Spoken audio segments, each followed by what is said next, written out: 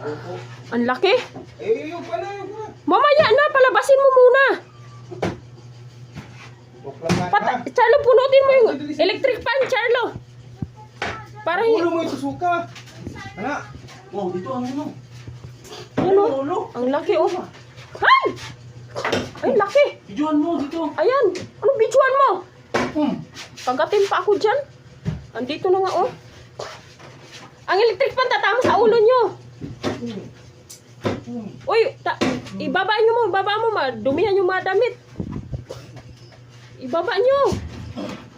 Ang laki, oh. Patinin. Ibaba mo na. Ako na muna ay. Siguro din yung ulo. Ibaba na, maduduguan yung mga damit. Ibaba mo na. Huwag muna. Iluhin nga ano yung hindi makagalat-kagat. Wala.